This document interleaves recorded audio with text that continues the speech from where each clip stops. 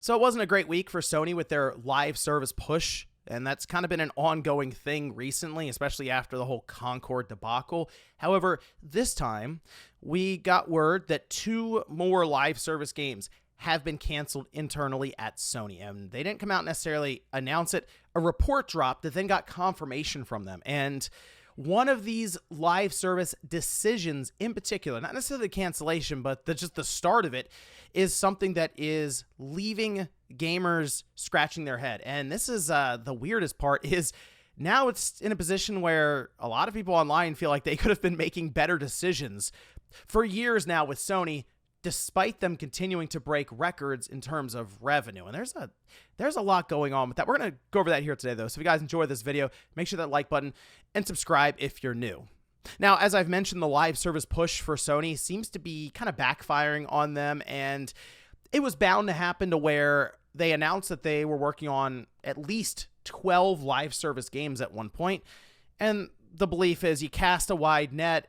Many of them probably won't work out, but if 3 or 4 of them do, and you have strong pillars there in the live service sector, you're going to be just fine. It'll make up for all of them. Well, they're still kind of having a hard time finding even a couple big live service games that are continuously pumping out like revenue and profit. But in this case, we can see this is over on Bloomberg. This is from Jason Schreier, who says that Sony Group Corp's PlayStation has canceled previously unannounced games at 2 of its top subsidiaries, the company said Thursday. The games at Oregon-based Bend Studio and Texas-based Bluepoint Games were both live service projects designed to draw recurring revenue from players. Now, the company spokesperson has gone to say that they will find new projects for both studios, so at least at this time, it doesn't appear that Bluepoint or Bend Studio are being shut down. Although, we can't really guarantee that right now because they have to find something else to do, which I'll actually touch on that in a moment. But in this case, Bend Studio with a live service game, that one, I actually understand. Like, I get that, okay? So, they made Days Gone, like years and years ago, and while it came out at a lower quality than what Sony seemed to want because there were bugs and glitches and that kind of thing, eventually through patches, it at least got to a position where it was a good enough game, I feel like. And so people were asking for a sequel, a follow-up to that. Well, Bend Studio internally apparently shut that down, and instead they wanted to do something else, and it seems like their pitch was a live service game of some kind. We had some art assets that were kind of put up online that seemed to show it was some sort of third-person military shooter live service game that, I mean, I guess could have, the way it looked, it's kind of like Military Outriders, at least from what we were seeing with the limited view of it. Like, there was a hub world area, and it seemed like you'd have spot doors you'd go through to then prepare maybe a room for people to join in, and then you guys go on a mission. So we don't really know what the direction was in terms of, oh, was this actually going to end up being a new SOCOM? Just as an example. But them, it makes sense. They've kind of progressed to where they did a single-player open world, narrative-driven experience. They've done all of that. Now, could they deliver a live service game? Because it seems like Sony was greenlighting all of it, and maybe they felt like they were in a position where we have to pitch something like a live service in order to get the backing we need from Sony, rather than putting us on a support project of some kind, which they might end up on now at this point. But still, I get the progression there, and I get the direction for live service for Bend Studio. The one that confuses me, and it seems to confuse everyone else, is Bluepoint. Because what Jason Schreier described here, their project, was a live service God of War game.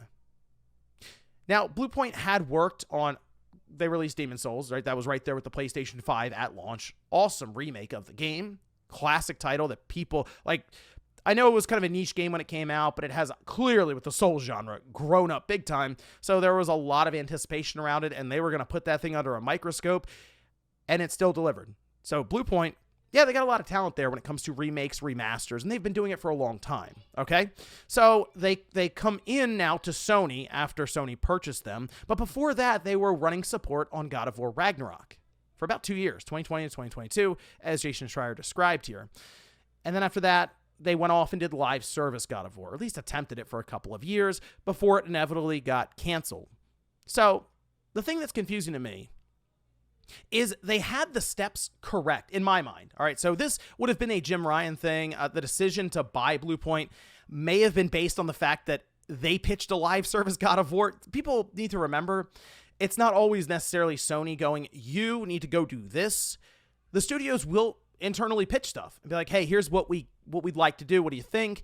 And I do feel like at that time, say 2020, 2021, Sony very clearly was open to the idea of live service. Whatever you got live service-wise, we're greenlighting stuff. I mean, they bought studios outright seemingly because of that. Haven, Firewalk, which is now gone. They seem to be throwing money around to try to build up this live service push and live service future. Bluepoint very well could have thought, you know what? If we pitch this, I wonder if that'll also get us purchased, which at the end of 2021, they did buy Bluepoint. Now, they were also kind of attached to Ragnarok technically through support, but I assume the plan was already kind of in place for after Ragnarok, let's move on to a live service God of War. The confusion for me is you have Bluepoint, who's never made a big original title, one that's has more limited scope to it, controlled scope. A live service game going from remake remaster to running support on God of War, which put them with a top tier studio that you have like Sony Santa Monica, you feel like the next step in that progression would be to make your own single player, maybe even multiplayer, but like probably single player narrative driven experience with original characters. I don't even mind necessarily them staying within bounds of God of War, and maybe they make an offshoot story or a standalone title there in that universe. But the idea of then going from that to full-on live service, which we've seen Sony's own top-tier studios like Naughty Dog struggle with the idea of it because it just sucks the studio in completely, and that's the focus on, seems weird. Seems like they were trying to skip a few steps and almost force the idea of live service to work with their project. Now, again, Bluepoint could have kind of sold it as we can handle this, and then something didn't pass an internal milestone, and they were like, nope, it's canceled, that's it. And it could have legitimately been, hey, the monetization doesn't make sense. The fun could have been there. The loop could have been there, but we don't really know how we're going to make recurring revenue off of it, and that's the idea. Now, if you look at Sony's, people are making lists now, and the live service situation for Sony when you start making lists does not look good. It just doesn't. Helldivers 2 worked out great for them. I mean, it sold a ton of copies, so they got that initial $40 up front for, I'd have to say it's probably north of $15 million by now. But that, and then on top of all of the other things they've done within the game to sell stuff, like, that's all worked out for them. I know they had like this little snag, little speed bump there, but for the most part, people are still signing in, playing it, and even on PC, people are signing in to play it on the PlayStation Network. So at least for Sony, it's worked out pretty much across the board for that title, and I don't think they expected it to do that well. So that was a major win for them.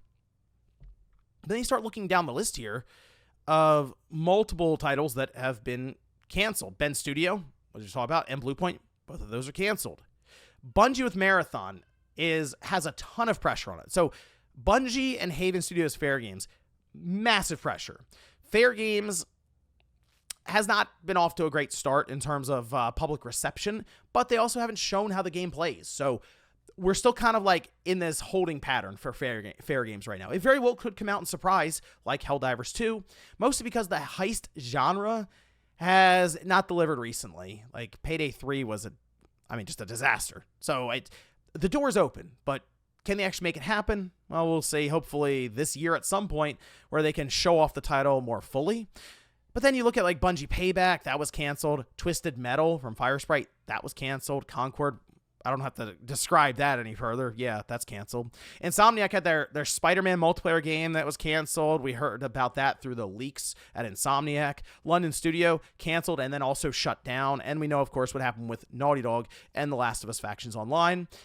Now, I feel like the one game that Sony right now has in the holster that could definitely work. So it could be like the second big live service game that actually delivers after this list, along with maybe Marathon, we'll see. But I think it's going to be Horizon, that online multiplayer game, because I feel like if you put the creative element when it comes to the character in the player's hands, since Aloy is one of the biggest complaints about that game, her just being boring or unrelatable, you create your own character, you go through massive mechanized dinosaurs or creatures, and it sort of plays like a Monster Hunter game, there's potential there. There is. Like, the world itself is interesting. Like, the lore is, I think, good. I feel like the gameplay, when you really get it down and figure it out, it looks awesome in motion and feels great to play. So I think that is one that could work. Otherwise, though, it's been rough for them. It really has. So you would think that Bluepoint and Bend Studio would then move now over to single-player games and just kind of get back to what they know. I don't think so. I don't. I think Bend will probably move to a support role. It wouldn't shock me if they help out with something like Intergalactic with Naughty Dog. And I wouldn't be shocked if Bluepoint just goes back to Sony Santa Monica and works on their game, because they're working on a new IP as well. So maybe you just say, okay, Bluepoint, go back with Sony Santa Monica. You have experience working with them. Let's work to get that game out the door sooner rather than later, since, well, it didn't work out with their games as a service. And I don't think either one of them are being shut down, but I feel like it's going to be a while until we see them again.